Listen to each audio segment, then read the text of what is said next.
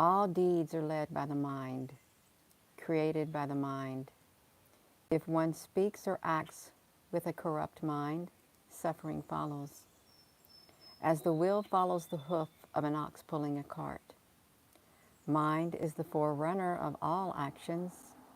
All deeds are led by the mind, created by the mind. If one speaks or acts with a serene mind, happiness follows. As surely as one shadow. He abused me, mistreated me, defeated me, robbed me. Harboring such thoughts keeps hatred alive. He abused me, mistreated me, defeated me, robbed me. Releasing such thoughts banishes hatred for all time. Animosity does not eradicate animosity. Only by loving kindness is animosity dissolved. The law is ancient and eternal. There are those who are aware that they are always facing death. Knowing this, they put aside all quarrels. The one who lives for sensation, indulgent in eating, lazy and lacking energy, the tempter Mara breaks, just as the wind breaks a felled tree. The one who lives mindfully, senses under control, moderate in eating, devout, energetic, cannot be overthrown by Mara. It's the tempter. Just as the wind cannot shake a rocky mountain. A monk's robe does not, in itself, render one free from stain. If one who wears that robe is lacking in self-control and honesty, he is unworthy of such a robe. Only one who is free from stain, well-disciplined and honest, and endowed with self-control is worthy of a monk's robe. Those who fail to distinguish the non-essential from the essential and the essential from the non-essential will, in feeding on wrong thoughts, fail to attain the essential. On the other hand, those who correctively perceive the essential as essential and the non-essential as non-essential will, in feeding on the right thoughts, attain the essential. As rain pours through badly thatched houses, so does desire penetrate the undeveloped mind. As rain fails to pour through a well-thatched house, so does desire fail to penetrate the well-developed mind.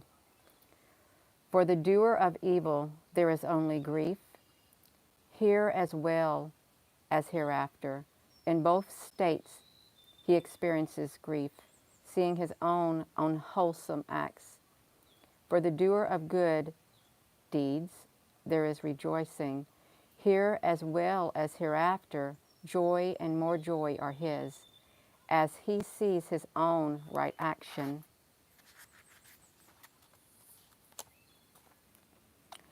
The doer of evil reaps suffering here and hereafter. In both states remembering, I have committed evil. But not only here, but hereafter he experiences more suffering because he has gone to a state of suffering. The doer of good deeds reaps happiness here and hereafter. In both states remembering, I have done good deeds. And there is more joy because he has gone to a blissful state. A careless person, quoting much of the scriptural text, but not living it, cannot share the abundance of the holy life, just as the coward, counting other people's cattle, cannot taste the milk or ghee.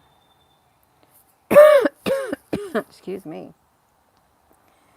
Reciting a small portion of the scriptures, but putting it diligently into practice, letting go of passion, aggression, and confusion, revering the truth with a clear mind, and not clinging to anything, here or hereafter brings the harvest of the holy life. So I'm sitting outside. Just woke up. I was out here with Rosie. And it's true. It's the first time I ever read that. Reminds me of the book of Proverbs. Hey, Rosie, you're a little baby. It does. The Proverbs and Ecclesiastes, it all starts in the mind. Everything starts in the mind. You're just tuning in. That's right, Sherry, Native. Um, we create our own realities. And I'm not.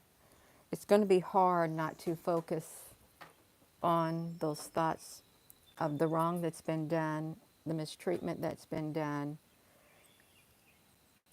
But as long as we keep focusing on them, it does. They're never going to go away. We're not going to be able to release them as long as we keep remembering them and they keep popping up in our mind that you've been done wrong, you've been done bad, you've been abused. They are seeds of hatred because it was done by hatred. We got to get rid of it. We got to get rid of those thoughts in our mind. We got to. There's a whole life that we have to live. We do. It's a beautiful life if we can focus on it, because when you put those types of thoughts behind you, you're open to experience the beauty of life. You're open to experiencing the love, everything around you. Well, I agree with everything that I read. Absolutely everything. Just because you would put on a robe, a priest, just because a priest puts on a robe doesn't make them clean. It doesn't. It's all external, totally external. Just because you can quote scriptures and stuff, but you don't live by them,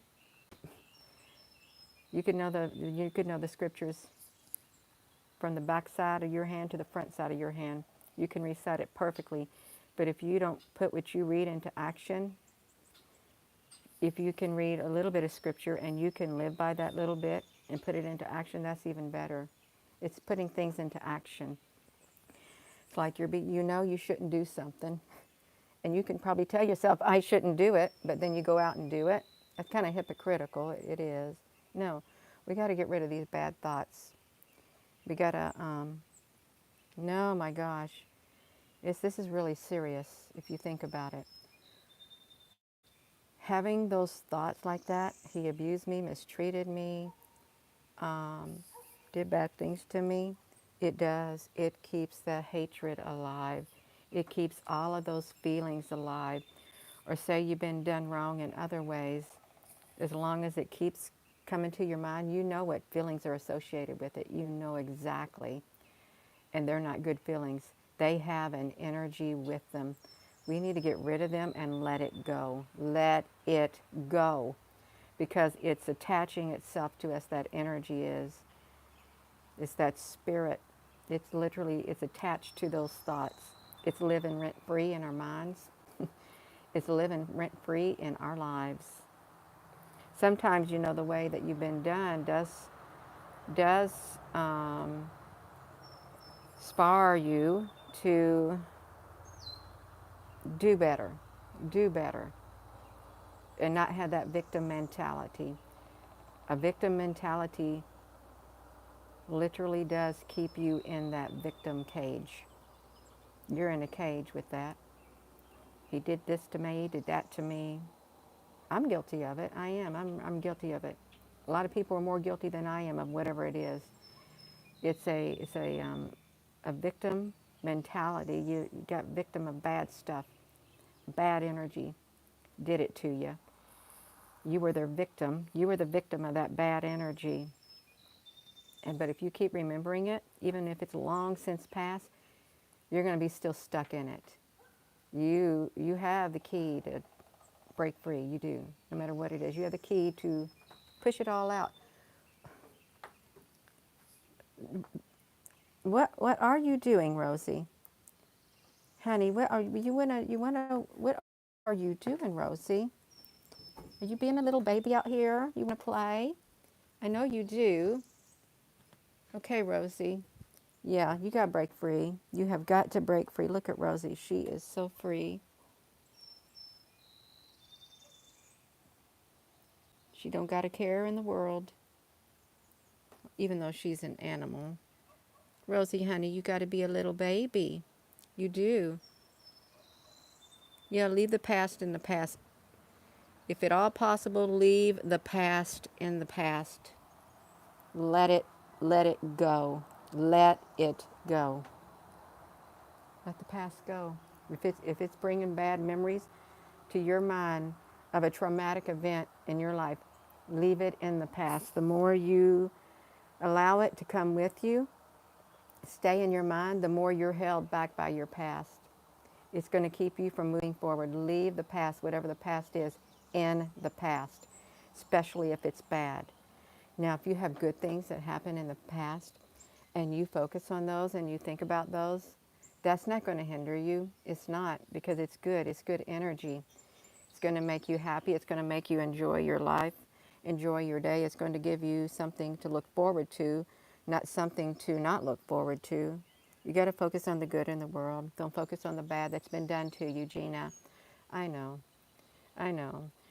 I thought I was getting really good at it to a certain extent after reading that. No, I'm not. Let it all go. Let it go. Let it go. I can tell you, let it go. It's not going to do you no good. But until you realize it within your mind, let it go. Make amends. Boom. Leave it. Leave it.